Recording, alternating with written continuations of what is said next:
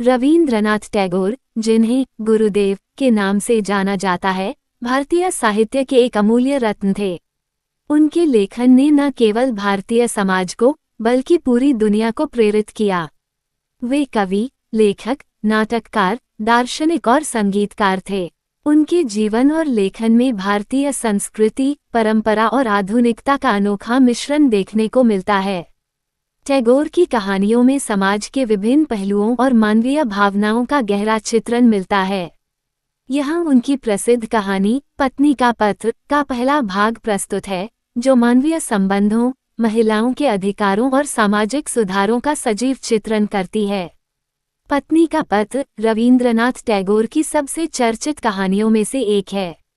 ये कहानी भारतीय समाज में महिलाओं की स्थिति और उनकी स्वतंत्रता के लिए एक सशक्त आवाज है।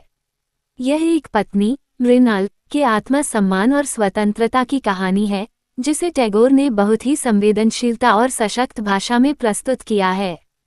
कहानी की शुरुआत मृणाल के एक पत्र से होती है, जो वह अपने पति को लिखती है। मृणाल, जो एक साधारण गृहिणी है, इस पत्र के माध्यम से अपने जीवन की सच्चाई, अपनी भावनाएं और अपनी स्वतंत्रता की चाह को व्यक्त करती है। मृणाल का ये पत्र केवल एक व्यक्ति को संबोधित नहीं है, बल्कि यह समाज के उन सभी लोगों को एक संदेश है जो महिलाओं को उनकी स्वतंत्रता और अधिकारों से वंचित रखते हैं। मृणाल अपने पति के घर में 15 वर्षों से रह रही है। ये घर समाज के हिसाब से संपन्न और प्रतिष्ठित है, लेकिन मृणाल के लिए यह एक पिंजरे जैसा है। वह अपनी स्थिति को एक कैदी के रूप में देखती है, जहां उसकी पहचान केवल एक पत्नी और बहू के रूप में सीमित है।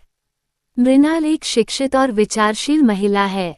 वह सुंदर, बुद्धिमान और आत्मनिर्भर है, लेकिन उसके परिवार के लोग उसकी बुद्धिमत्ता और शिक्षा को महत्व नहीं देते। मृणाल अपने पति की बातों और समाज के बनाए हुए नियमों को चुपचाप स्वीकार करती रही है, लेकिन उसके भीतर एक असंतोष और सवालों का तूफान है। कहानी में मृणाल अपने जीवन की घटनाओं का जिक्र करती है। वह बताती है कि कैसे उसका सारा जीवन केवल दूसरों की इच्छाओं को पूरा करने में बीता है। उसकी भावनाओं और इच्छाओं की कभी कद्र नहीं की गई। कहानी में एक महत्वपूर्ण मोड़ तब आता है जब मृणाल की छोटी बहन बिंती उसकी जिंदगी में आती है। बिंती एक गरीब और अनाथ लड़की है, जिसे मृणाल अपने घर लाती है।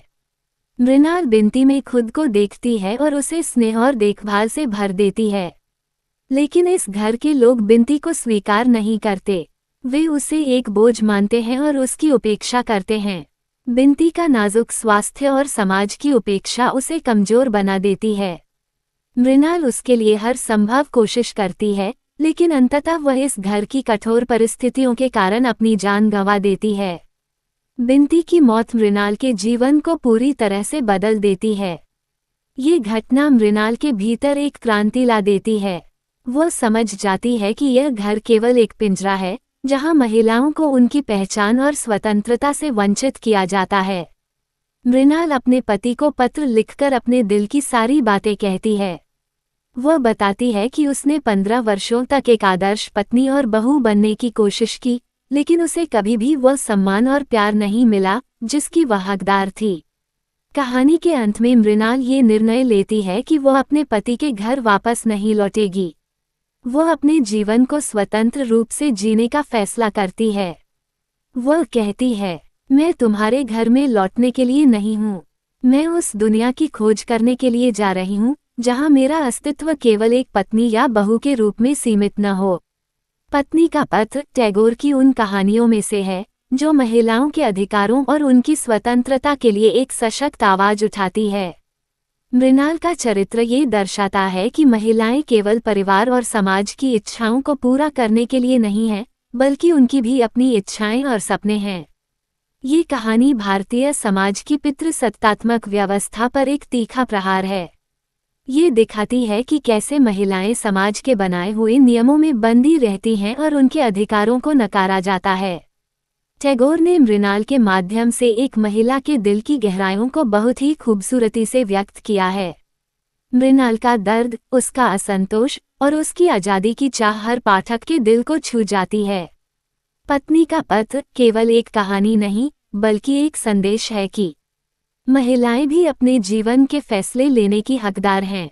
ये कहानी हर उस महिला की आवाज है जो अपने अधिकारों और स्वतंत्रता के लिए संघर्ष कर रही है। रवींद्रनाथ टैगोर ने इस कहानी के माध्यम से समाज को ये सिखाया कि महिलाओं को केवल परिवार की सीमाओं में बांधना गलत है। उनकी पहचान, सम्मान और स्वतंत्रता का अधिकार भी उतना ही महत्वपूर्ण है जितना किसी पुरुष का। पत्नी का पथ टैगोर की लेखनी की शक्ति और उनके समाज सुधारक दृष्टिकोण का प्रतीक है। ये कहानी आज भी प्रासंगिक है और महिलाओं के अधिकारों के लिए प्रेरणा का स्रोत बनी हुई है।